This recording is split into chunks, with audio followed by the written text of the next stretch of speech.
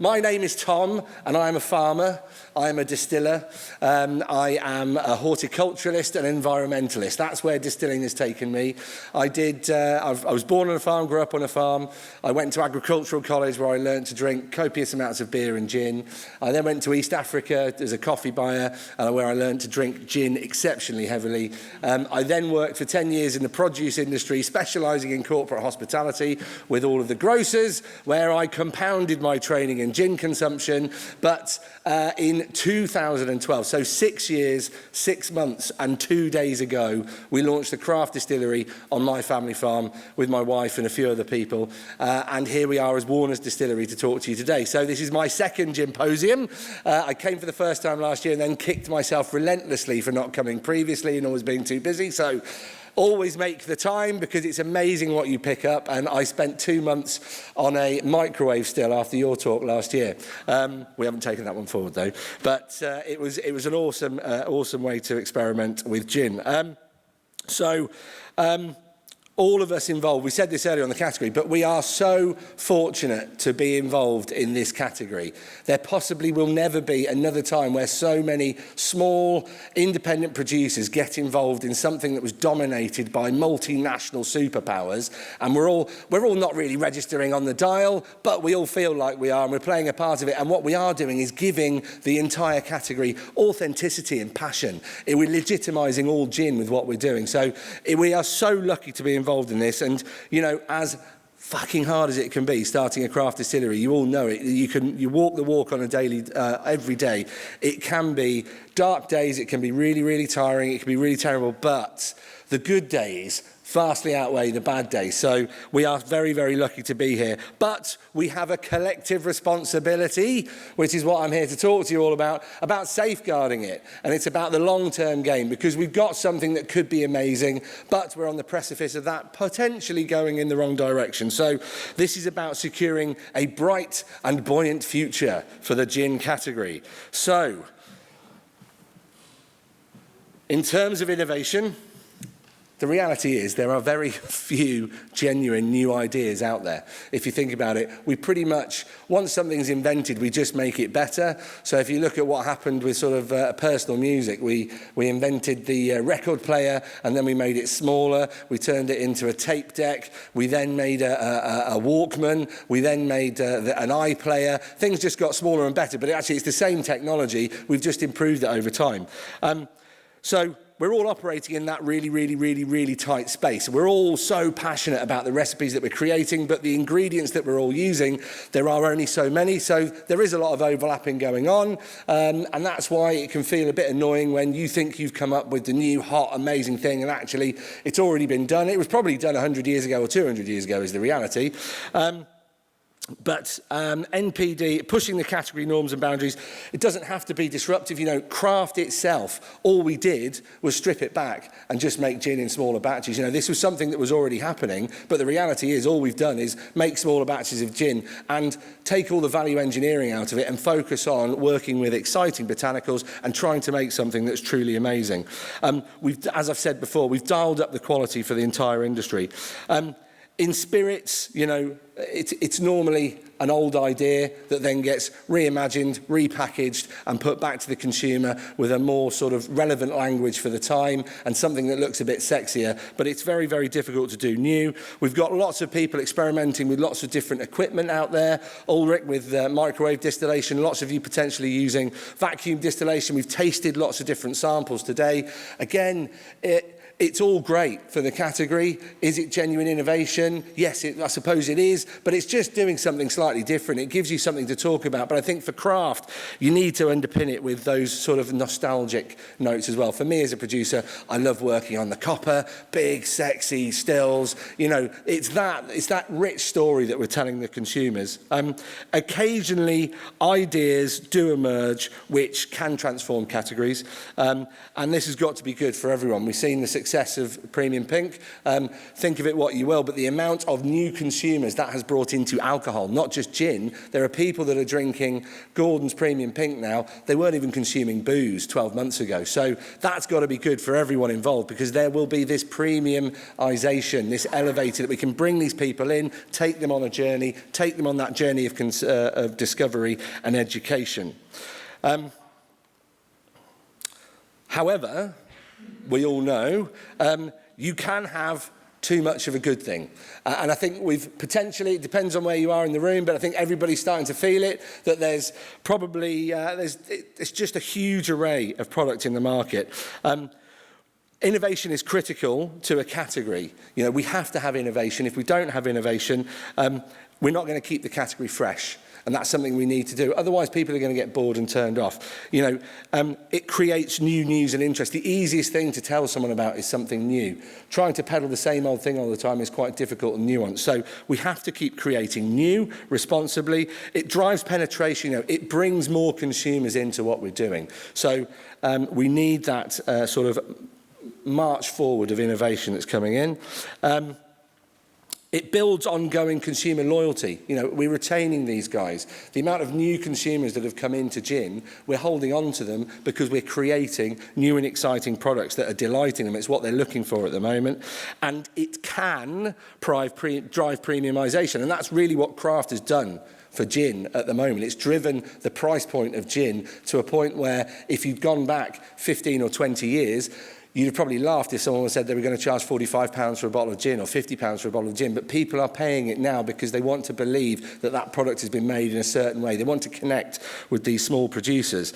All of this is fantastic for business collectively, but there's a watch out about taking things too far and losing sight of quality and credibility. And I think that's something that we all need to really take on board. So, spot the difference. We're all operating in this really tight sphere, and we're all different because we make it here and we use this still and we've got this water and we use these botanicals. But we find ourselves right now at a really critical point for the category in its development. And even though it's centuries old, the analogy I've got at the moment is that it's a spotty teenager.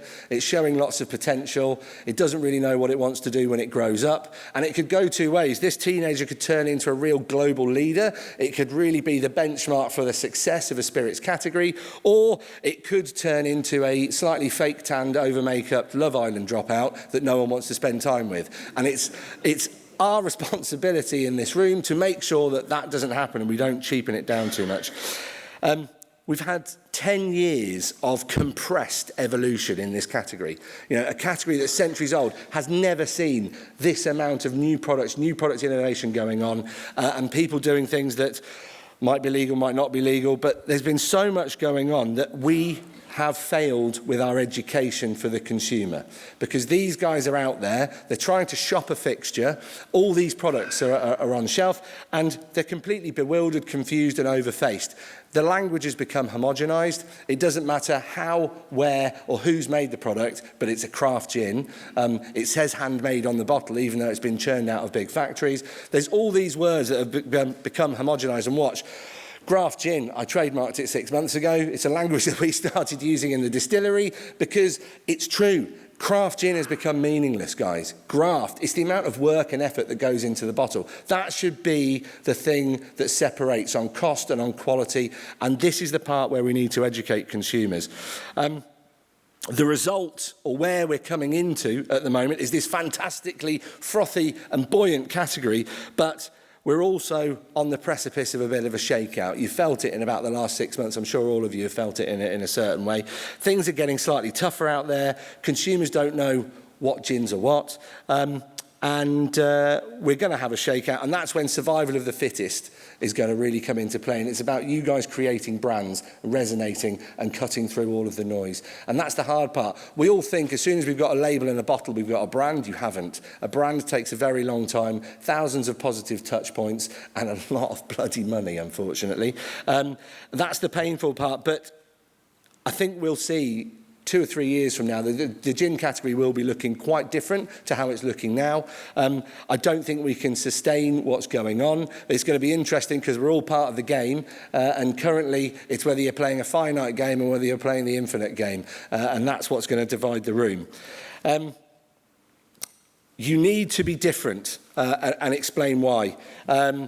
This is our rhubarb gin. Controversial, possibly, with some of you. It was the first rhubarb gin in the world. Anyone that's making a rhubarb gin, you're welcome. Because it's pretty much been the product to have made in the last few years. We did it completely by accident. We got offered a crop of rhubarb that was apparently Queen Victoria's from a Crown estate in Lincolnshire. So we go, well, that's an amazing story. We'll do a limited edition. And then we were like, wow, we've nearly sold as much rhubarb gin as our dry gin this month. Wow. We've sold twice as much this month. Wow, 3 times. It just went off like an absolute rocket. But innovation is a force for good.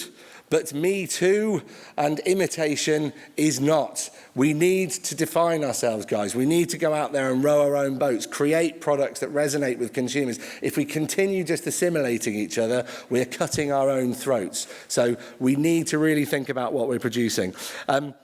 And it's us as a bunch of producers, you know, we all have to bring our own perspective to the category. That's through the brands, the liquids, and we need to stay fresh and relevant. Critically, again, back to education, we need to help consumers understand all of these nuances and differences between the gins.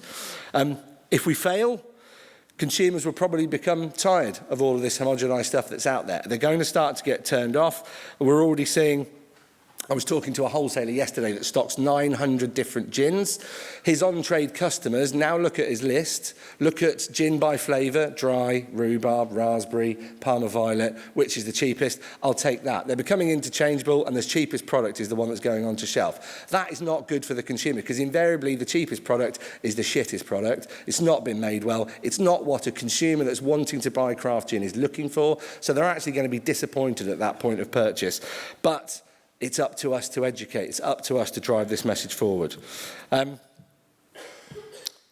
So, at Warners, I keep saying Warner Edwards, but at Warners, we believe in real. And our mission is simply to save the world from mediocre gin. That's what we set out to do sort of 6.5 years ago, but it was 3 years of pain on the side of day jobs coming into that. Every single decision we make as a business is about how to make the most or the best liquid for our consumer, and invariably, if you're making the best possible liquid with the best possible ingredients, you have a fantastic story to tell. All you've got to do is say what you do every day and say it loudly and get it out there. There's too much bullshit in the world, and we need to cut through that. We are a farm-grown gin, so I'll read this out. Our gin is crafted with nature. We draw water from our spring, we grow fresh botanicals that we use in some of our gins, and collect fresh honey from our own beehives. We try to keep things local, and as custodians of the land, we harvest with a respect for nature and the community. As we go, we try to give back more than we take. We don't make craft gin, we make graft gin. And you're going to have to start saying that now. And every time you say it, you've got to say thanks, Tom, when you bring it out in any presentation. So we need to reap space to grow. And much like farming and agriculture, crops need space to grow, and so do brands. I think we can all agree that there's probably too many products. And when I say products, I'm not isolating anyone. It's products versus brands, okay? We need to create brands. These are the things that people have emotional attachments with. These are the things that stand the test of time. Currently, the gin category is full of products. However much you think you've got a brand, unless you can walk up to anyone in any street somewhere in the country and get them to tell you about your product, it is not a brand. So we need to create these brands. It's causing huge confusion, and that is driving a shift. We're seeing it already with price deflation in the category. Because of all this consuming, all of these Me Too products, the average price point is being pulled downwards. And this is really, I've said it already, finite versus infinite mindset. You know, it's whether you're in this for a quick buck, which potentially a lot of people are, or whether you're in this to create a legacy, a lasting product, a product that you're going to be proud of. Stripping value has already started. All decisions that we make as businesses should be under the lens of One, what supports the category, but two, what supports our brand and business. So it's about doing the best for gin as well as our brand and business. The shakeout, as we've said already, is going to create some strong and enduring brands, as these will be the ones that succeed. So safeguarding the future of gin and what we need to do. Because the reality is, it's the people in this room, it's our colleagues, it's our industry peers, we're the guys that have the responsibility, and it's up to us to safeguard the future of gin. We need brands, not products. We need to keep meeting the consumer needs, and that means continued innovation, whether you're fearful of innovation or not. We need to do it to keep people in the category, to satisfy that, and stop them going into vodka or to rum or to whiskey. Continued healthy competition. It's beneficial for everyone involved. It keeps us sharp, but let's keep it healthy. And we need to educate consumers honestly, okay? Because we all know that there are products in the category that probably are slightly misleading in terms of what's going on, and how does the consumer know what the ingredients are? I'll throw it out there. Do we need to put ingredients on the back of spirits bottles? That probably makes a lot of people's toes curl, but the reality is that's quite a quick way of showing people how something's been made and what's inside the bottle and what justifies certain price points. Governance has to be seen as a positive for the future of growth. It can't be a free-for-all. We always need to be as authentic as possible to keep this category where it is. This is my last sort of bit now. So the reality is best practice will ensure gin's future existence. Long-term ambitions and strategies must be employed. Too much short-term thinking at the moment in the category. We need to get rid of that. We need to be thinking the longer game and the future of gin. And then I ask you a simple question now, which is, do we want to look back and say, 20 years ago, the lack of rules let us produce many successful but short-lived products? Or do we want to look back in 20 years and say, we established the foundations of the world's most credible and successful spirits category? There you go.